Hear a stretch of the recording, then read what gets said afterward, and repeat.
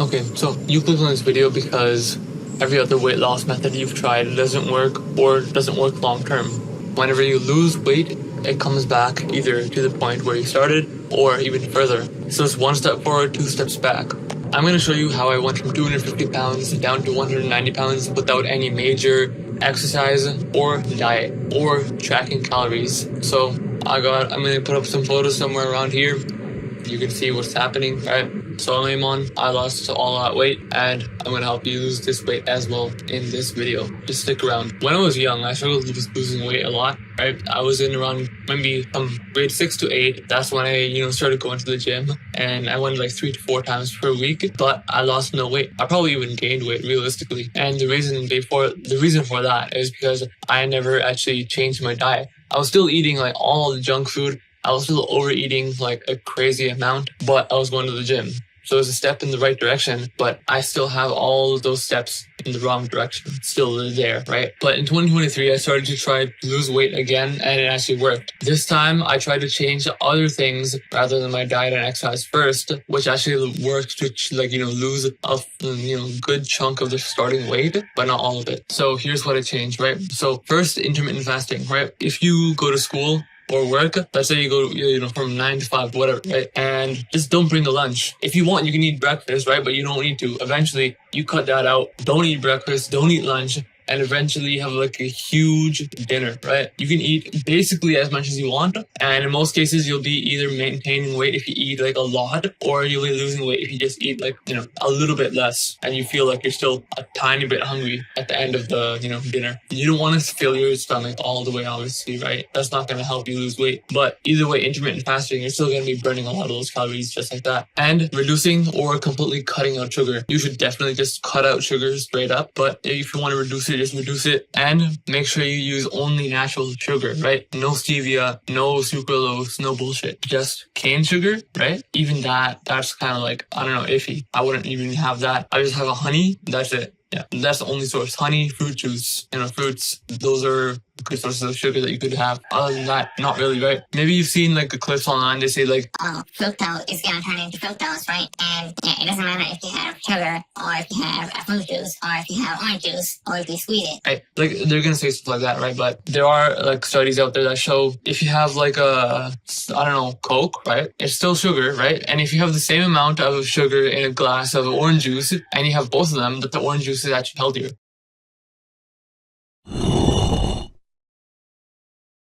Obviously, right? So don't listen to those guys. Don't even listen to me because you can't. I don't really know too much about this, but I do listen to people who do know about this, and that's what they say. So you can go verify that yourself and then believe it. Don't believe me, right? Believe yourself. Now, intermittent fasting and reducing or cutting out sugar. That sounds like a diet, right? But it's not actually. All it is just like changing the way that you eat. Technically on this diet, you can still have like pizza, burgers, fries, whatever, right? That's not sugar. Obviously, it's still not good for you. It's still gonna make you like gain weight compared to if you have like, I don't know, just like a chicken breast and that's it for the whole day, right? But the thing about it is because you don't have the sugar, you're removing one of the major steps back, right? You want to take as many steps forward as well, but what's easier or what might be more efficient is to take all the steps back that you're taking, right? And, remove them. So if you're like one step forward, I started going to the gym, but then like 18 steps back because I'm not sleeping right. I'm overeating. I'm eating junk food every single day, right? Like you take so many steps back, right? You want to remove those steps back. Yeah, you can still have those pizza, burgers, fries, right? But sugar, when you have sugar, it spikes your insulin. When your insulin spikes, it blocks the leptin. And the leptin is a signal. It tells your body that you're actually full. And if it stops that thing that tells you that you're full, then why would you, just stop eating right there? After, like people have regular food and they have a dessert after. And then they're going to be hungry in 2 hours. The reason is because they had the dessert. They would have been full, but they had the dessert. So dessert is a scam too. If you want to have like something sugary, it's got to be at least like 3 to 4 hours after a meal or before a meal. So like if you wanted to have ice cream or something, you could have it at like 11 a.m., not have any breakfast. So you wake up, boom, do whatever, 11 a.m. you have ice cream or something, and then you can probably eat like dinner at like 4 or 5 p.m. That would actually be a lot healthier than having ice cream right after your dinner, which is also gonna, when you have higher insulin, it's also gonna like, get a lot of that like extra energy in your body, and it's gonna turn it into fat. So I'm literally giving you options to eat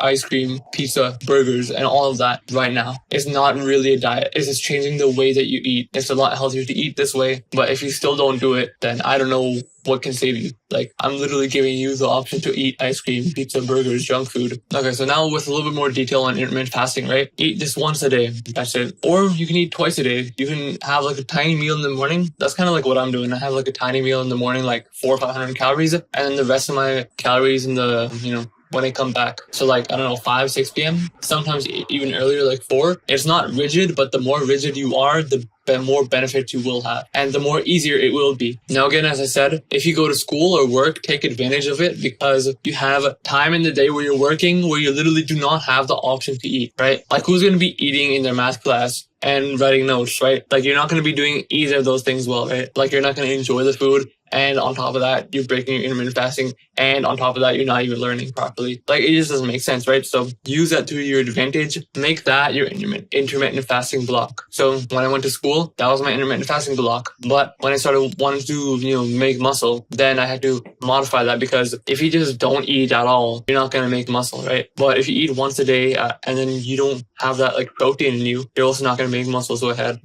at lunch a protein shake. But I broke my fast then, and then I ate at home. But obviously those are like more advanced things that you need to, look out for. Right now, what you need to be worrying about is having the block of intermittent fasting. What you should do is probably have a 16-hour fasting period, and 8 hours eating. That would probably be the best. When I was the most strict, like last year, I was doing 20 hours fasting period and 2 hours eating period. So I had 2 hours to get in all my calories for the day, which is all right. You just go home, cook, and just eat the food. It's not that difficult. Only thing that's difficult is like fighting off that feeling of hunger. Now let me tell you, hunger is just a hormone. It's not really like linear. Like, let's say this is time, this is hunger. Hunger is gonna go like this, and then this is your breakfast time. Boom, it's gonna peak, and it's coming down. Lunchtime, boom, is going to peak, coming down. Dinner time, boom, is going to peak. And then next day, right, it's going to come up. And let's say you have skipped breakfast and lunch for the first day. It's going to peak a little bit less and a little bit less. But yeah, you're kind of programmed this way if you already have been eating breakfast, lunch, or dinner for your whole life. So it will take a little bit of time to break that, but not too long. Like, you should be used to it in a week, and you should be like completely fine with it. Like, it's normal after like 2 weeks. That's what it was for me. Now, here's the thing, right? Eating once per day is kind of like a cheat code to not having to track calories, right? You're gonna almost always be like within the proper calorie goal as long as you don't have too many sides. Just have a really good big main meal, but don't have like so many sides, like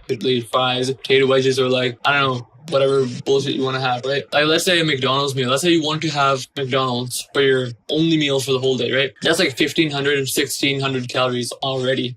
I don't even need to look at what you're eating. I can just guess. That's just what it's going to be, right? If you're having like one of those big burgers and you're having a bunch of sides, it's going to be like 2,000, 2,500 calories potentially. But yeah, it's definitely not great, because if you have that multiple times per day, look, 1,500 calories 3 times a day. Yeah, that you're just gonna be epic fail. There's like a town in the UK. That's basically what they do. Fast food 3 times a day, 4 times a day at McDonald's. That's crazy. Like, they're eating like 4,000 calories a day minimum. If you only have one meal, then you can't exactly overeat that crazy. Maybe you can go over your calorie goal by like 300, 400, but you're not gonna go crazy, right? It's kind of a cheat code, because instead of worrying about the calories, tracking it diligently, weighing every gram of food that goes into your mouth, right? Just know if you eat once per day and you eat just like, a regular amount, you don't go crazy, you're going to be fine. You're going to be losing weight. Now, more detail on the sugar part, cutting it out or reducing it. So, as I already said, have fruit juice and honey. That's basically the only things that you can have, right? Like, it's kind of like a non-negotiable. I'm giving you the option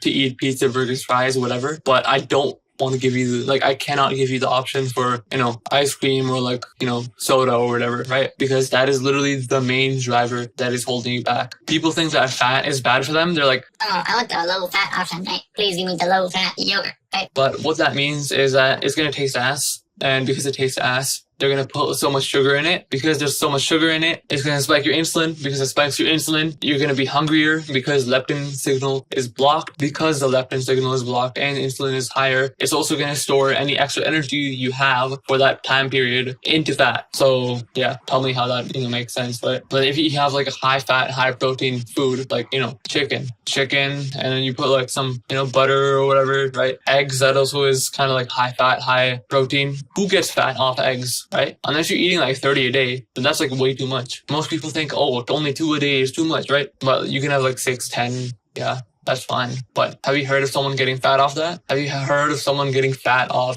having chicken breasts every day with butter? Like, not really, man. So what really affects you is the sugar and overeating, because you've heard of people getting fat from ice cream, right? You've heard of people getting fat from having, McDonald's and soda every day and the McFlurry. So yeah, it's really just that simple. Intermittent fasting and cut out sugar or reduce it or have a good alternative. The only good alternatives is like a jaggery, so good, or you can have honey. Honey is really good, or fruit juice. So if you got a sweet tooth and you want to have like a sweet drink, have like pomegranate juice or something, orange juice, pineapple juice, apple juice. Okay, probably not apple juice because most of the time they're very, very processed. They are not actually like proper apple juice, but like orange juice, pomegranate juice, normally those are like 100% natural. But yeah, that's just how simple it is. That lost me, like 60 pounds without exercising. I didn't even like care too much about that. I didn't really think too much about that. This is what it was. It was this simple. Now what I will,